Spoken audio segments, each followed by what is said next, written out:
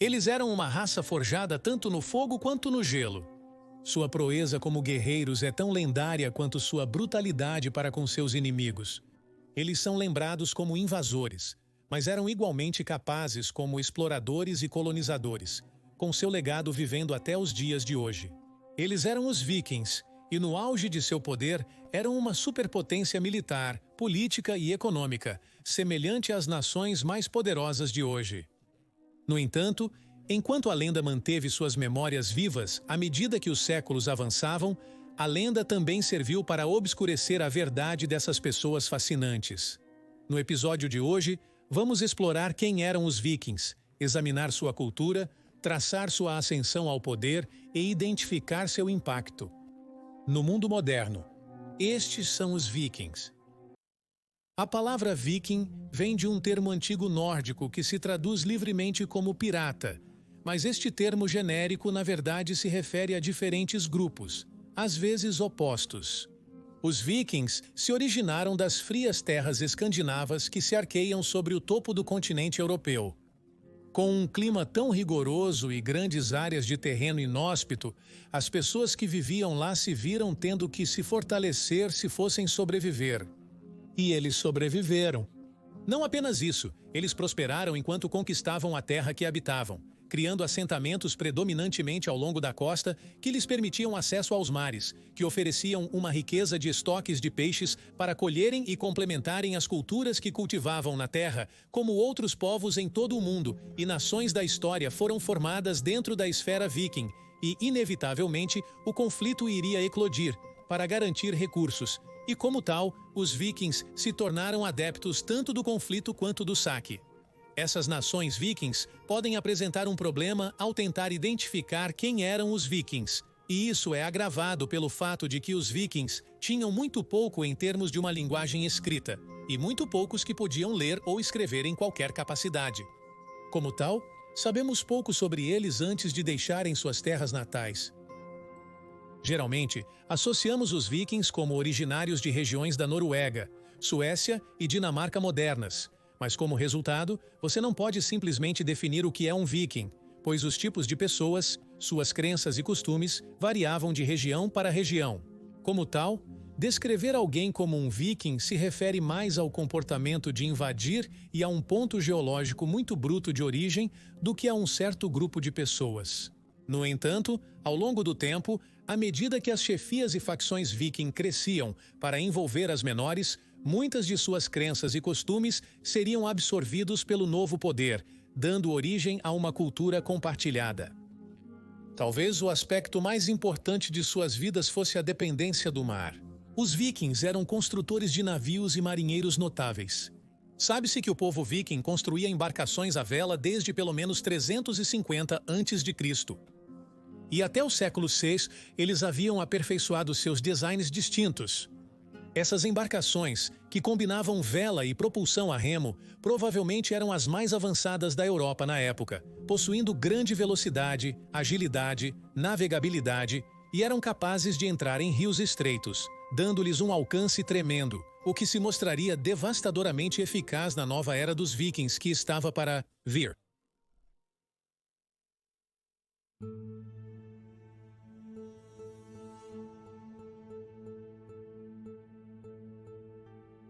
Historiadores há muito debatem por que nos últimos anos do século VI o povo escandinavo se aventurou mais ao sul do que antes em busca de novas terras. Talvez tenha sido apenas o resultado natural de um povo tão forte e determinado procurando novas terras para dominar. Talvez a busca por novas terras tenha sido estimulada por uma colheita ruim ou conflito com outra tribo viking. Ou talvez um líder viking acreditasse que havia sido instruído por um de seus inúmeros deuses para deixar o berço da civilização viking e se aventurar para o sul. Talvez tenha sido simplesmente um acidente. Nunca saberemos. Mas o que sabemos com certeza é que 789 d.C. foi o ano em que os vikings tomaram conhecimento de novas terras ao sul, através do mar. E no mesmo ano, 3 embarcações viking, originárias da Noruega, desembarcaram na ilha de Portland, na costa sul do condado inglês de Wessex. A população local assumiu que os navios eram tripulados por comerciantes estrangeiros. E assim, um homem local conhecido como Bedeherd se aproximou deles exigindo que se apresentassem ao seu rei em Dorchester. Os vikings, descritos como daneses nas contas contemporâneas, mataram Bedeherd, e ao fazer isso, ele se tornou a primeira vítima reconhecida de uma invasão viking nas Ilhas Britânicas.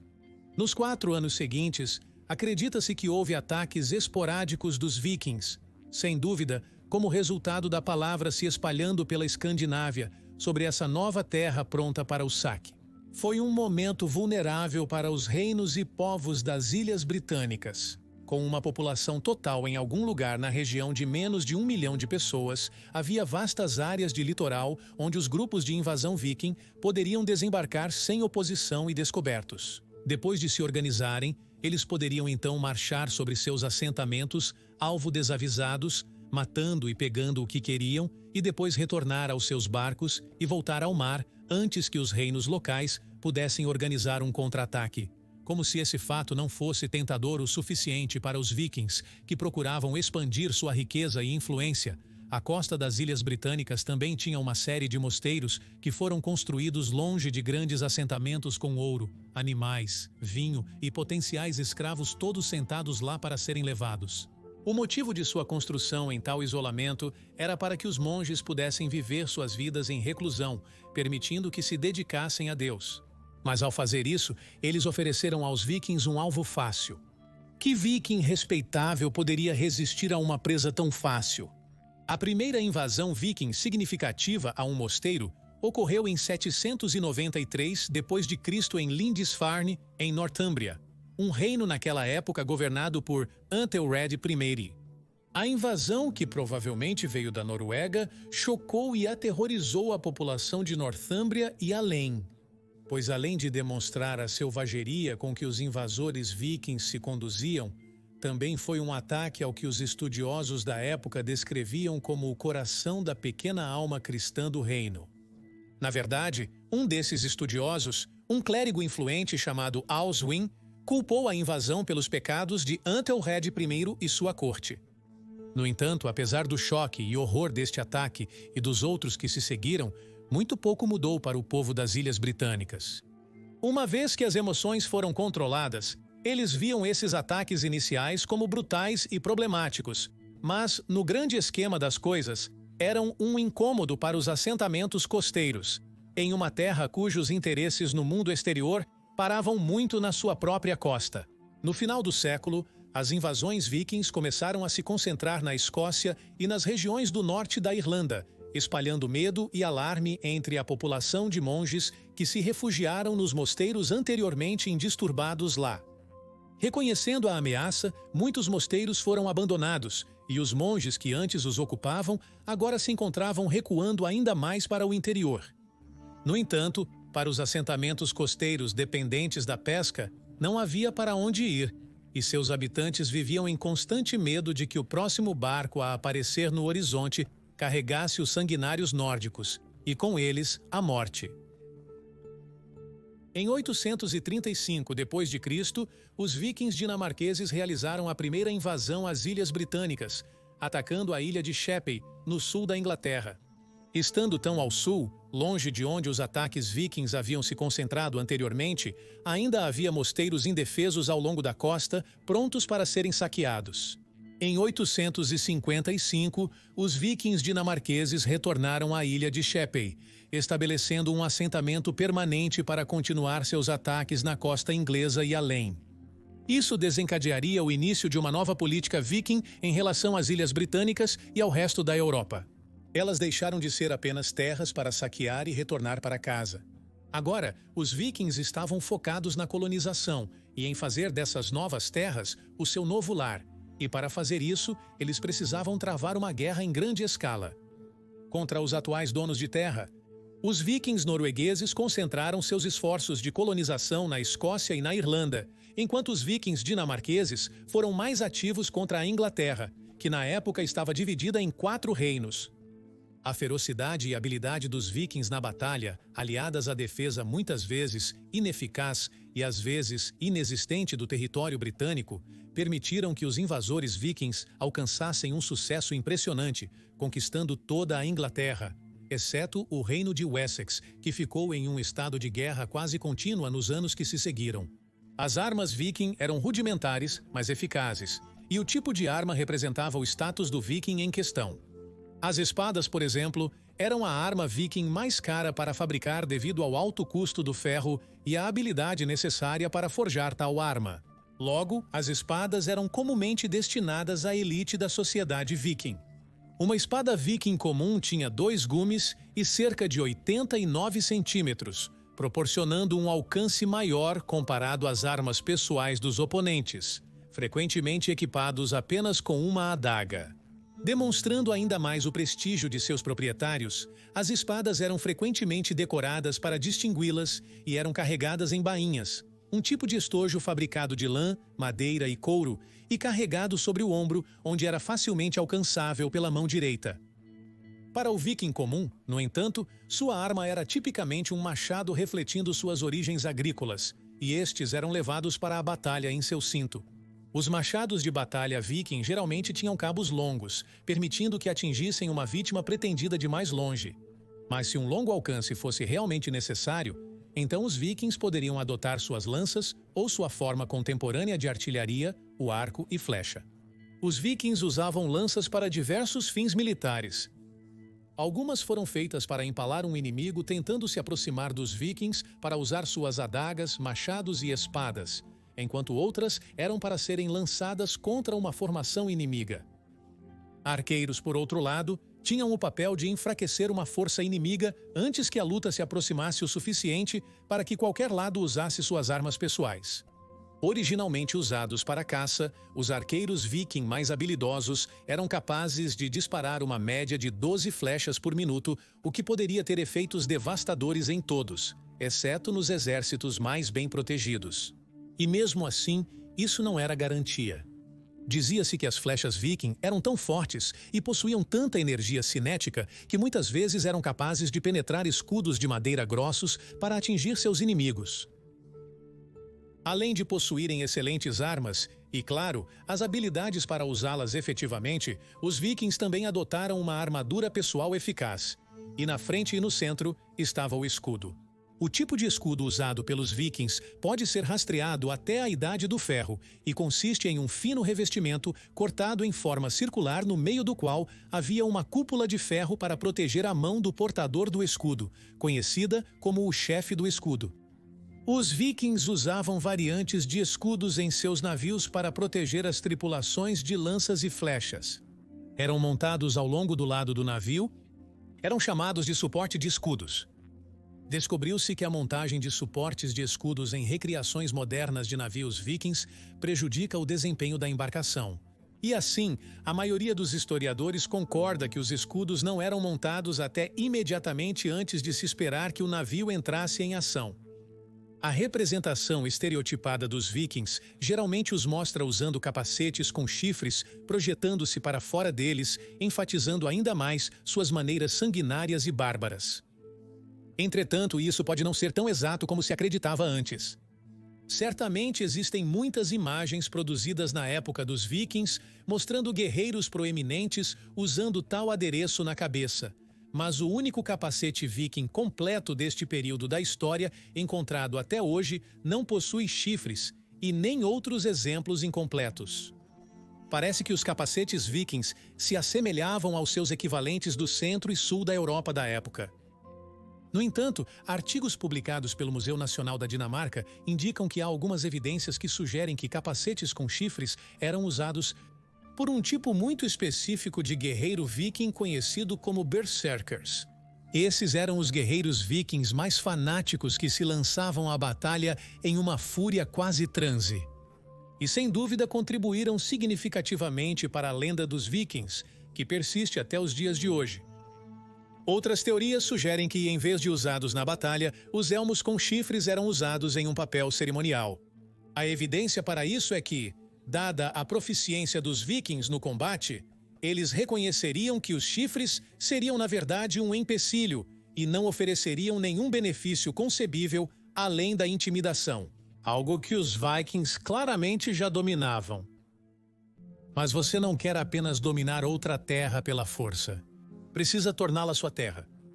E como tal, os guerreiros vikings que eliminaram as pessoas infelizes em seu caminho também trouxeram suas próprias famílias e escravos com eles, que empregaram suas habilidades na agricultura, aproveitando ao máximo o novo território fértil que possuíam. A mão de obra era frequentemente adquirida na forma de mais escravos, tirados dos povos derrotados, cujo tratamento era tipicamente brutalmente severo. Embora os vikings fossem excelentes guerreiros, eles também estavam perfeitamente cientes do perigo de se estenderem demais à medida que avançavam para fora. Eles eram uma força invasora em um país cuja população, se forçada a se unir e se defender de um exército todo destruidor, os superaria em número. E então sempre havia a ameaça de facções vikings rivais. Qualquer batalha, mesmo as vitoriosas, drenaria seu número. E assim, eles lentamente começaram a mudar de tática e passaram a exigir dinheiro em troca de não invadir assentamentos. Este ato de extorsão, conhecido como Dengeld, viria a formar a base do sistema de tributação da Inglaterra. As Ilhas Britânicas não eram de forma alguma a única área que interessava aos vikings em seus esforços para estabelecer colônias. A partir do final do século VIII, os vikings realizaram invasões em partes do norte da França. Essas invasões, às vezes, avançavam profundamente para o interior, atacando cidades proeminentes do Império Franco, com os vikings noruegueses e até mesmo dinamarqueses, aproveitando ao máximo a turbulência política que envolvia o Império naquela época. Os vikings eventualmente chegaram a Paris, onde foi assinado um acordo que concedia aos vikings controle sobre uma região do litoral francês, uma região que ficou conhecida como Normandia, um nome derivado pelos próprios vikings como significando terra dos homens do norte. Mais a leste, os vikings se aliaram a grupos étnicos que muitas vezes sofreram perseguição nas mãos de seus antigos mestres para aumentar seus números e garantir suas terras conquistadas. Os vikings invadiram a cidade belga de Antuérpia em 836 e depois avançaram para a Alemanha e os Países Baixos de hoje, conquistando e colonizando à medida que avançavam. Os vikings já não eram mais conhecidos como invasores pelos povos cristãos da Europa. Eles agora eram um exército aparentemente imparável de pagãos empenhados em aniquilação que nenhum país poderia resistir. À medida que avançavam, mais terras pareciam prontas para serem tomadas. No meio do século IX, exploradores e grupos de invasão viking estavam avançando mais ao sul, para a Península Ibérica, muito distante de suas raízes escandinavas. Contudo, nem sempre teriam a seu modo, e uma das primeiras incursões viking na Espanha e Portugal modernos viu uma força viking derrotada pelo rei Ramiro I, líder do Reino de Astúrias.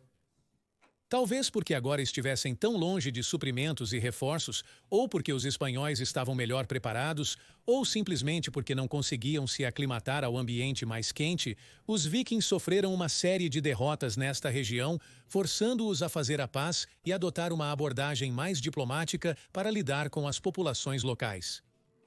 No entanto, isso não impediu todos os vikings, e eles continuaram a saquear cidades e vilas com diferentes níveis de sucesso até o século XI. Mas talvez a expedição viking mais famosa tenha sido a de Leif Erikson, um viking islandês que em 1000 d.C. descobriu uma nova terra a oeste ocupada por um povo indígena de pele vermelha. Este assentamento foi estabelecido na atual Newfoundland, Canadá, e por isso ele é considerado o primeiro europeu conhecido a visitar a América do Norte. Várias expedições seguiram os passos de Erikson, mas o interesse dos vikings no novo continente foi de curta duração e por vezes violento, com o próprio irmão de Erikson, Thorvald, sendo atingido por uma flecha em uma luta com os povos indígenas do que os vikings chamavam de Vinland.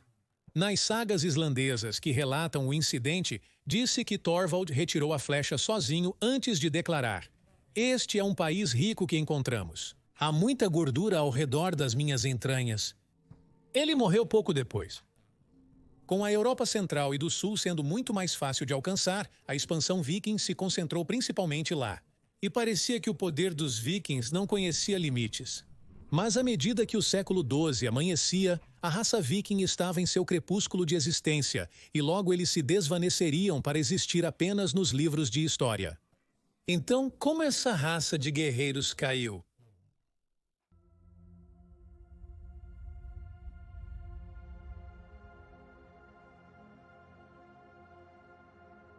É mais fácil rastrear a ascensão e queda de impérios ao longo da história, que chegam a um fim violento ou de outra forma desordenado. Mas este não parece ser o caso com os vikings. Como dito antes, os vikings não eram um povo ou mesmo uma cultura, embora fossem claro percebidos dessa maneira por aqueles que se encontravam na ponta errada de um machado viking. Portanto, mapear o declínio da era viking é muito mais difícil do que, digamos, examinar a queda de Roma. Então, vamos examinar alguns dos principais fatores que entraram em jogo.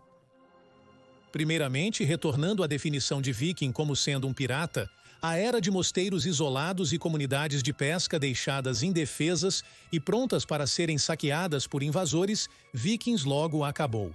Dada a sua posição proeminente no mapa da Europa nos séculos X e XI, muitos reinos investiram muito mais pesadamente em defesas, tornando as invasões mais custosas e mais próximas de batalhas militares em grande escala em sua conduta. Como tal, havia menos lucro nas invasões, e assim os líderes vikings abraçaram o comércio e a cooperação econômica sempre que possível. Outro fator importante foi a competição entre as facções viking e os reinos menores. Como em qualquer luta pelo poder, sempre haverá aqueles mais poderosos que os outros que irão dominar a parte mais fraca através da força das armas, ou envolvê-los em sua própria base de poder, expandindo ainda mais. Foi isso que aconteceu na Escandinávia, e de fato em toda a Europa, à medida que o número de pequenos reinos diminuiu, substituído por novos, maiores e mais poderosos. Finalmente, em uma pseudo-vingança por suas invasões, a influência das populações cristãs das Ilhas Britânicas e do continente europeu erodiu a cultura viking quanto mais eles permaneciam nessas terras.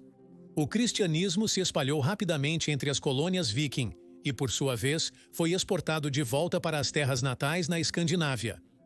Assim, com todos esses fatores em jogo, à medida que o tempo passava, os vikings que haviam espalhado terror pela Europa começaram a desaparecer em termos de identidade, substituídos pelas novas grandes populações do que se tornariam os países da Noruega, Suécia e Dinamarca.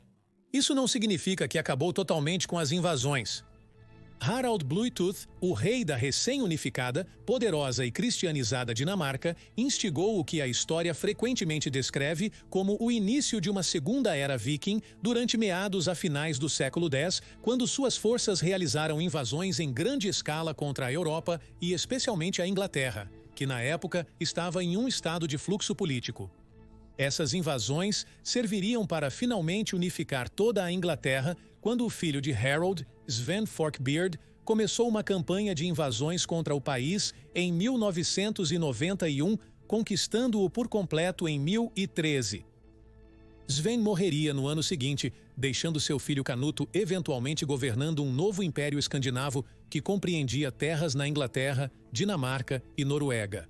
Mas sendo um príncipe cristão e não um chamado pagão, muitos estudiosos e escritores debatem se isso era realmente um império viking ou não. A invasão da Inglaterra por William o Conquistador marcou o fim de qualquer influência viking restante sobre a política do país. Provavelmente a última batalha viking significativa ocorreu em 1263, quando o rei Hakon IV da Noruega invadiu o jovem reino da Escócia, procurando reafirmar o controle viking sobre as terras do norte das Ilhas Britânicas. O tamanho da força viking era imenso, possuindo 20.000 guerreiros transportados por 120 navios através do Mar do Norte. Opondo-se a eles estava o rei escocês de 23 anos, Alexander III. Apesar de sua pouca idade, Alexander era um político astuto e um tático habilidoso, mas sabia que suas forças estavam em grande desvantagem diante dessa armada. Portanto, ele habilmente se envolveu em uma série de ações de protelação, enviando enviados para negociar com os vikings, mas na verdade eles estavam lá para ganhar tempo para que a maior arma defensiva dos escoceses entrasse em jogo, o mau tempo que se aproximava rapidamente.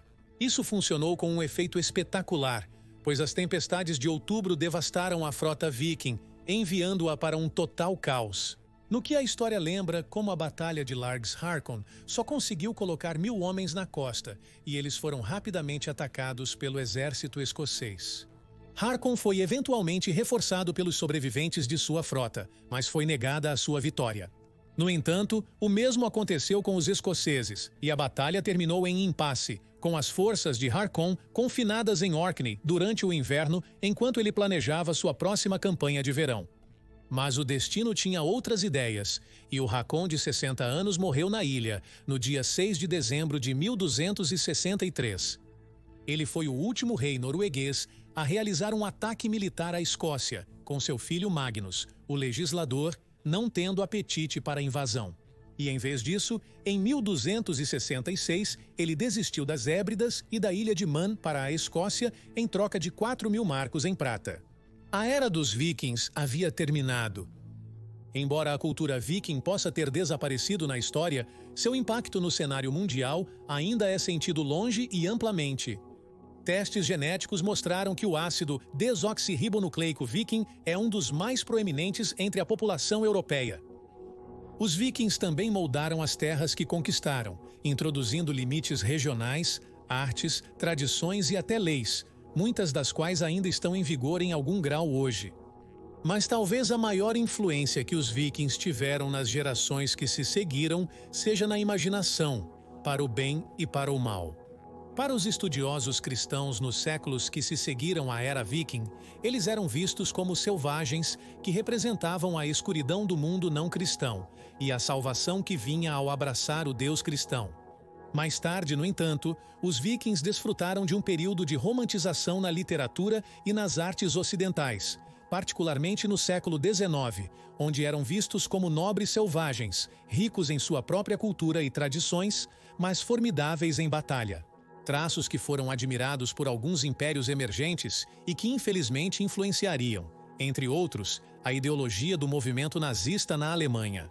Hoje, com o avanço nas técnicas arqueológicas, sabemos mais do que nunca sobre o povo viking, e ainda assim, eles permanecem um enigma. Talvez seja essa visão tentadora da cultura que estimula a imaginação que trabalhou por séculos para preencher as lacunas desses povos fascinantes e influentes, agora para sempre perdidos na história. E aí você tem a ascensão e queda dos vikings. Por favor, deixe um comentário abaixo com seus próprios pensamentos e reações e lembre-se de curtir este vídeo e se inscrever para apoiar o canal. Obrigado por assistir e te vejo na próxima vez.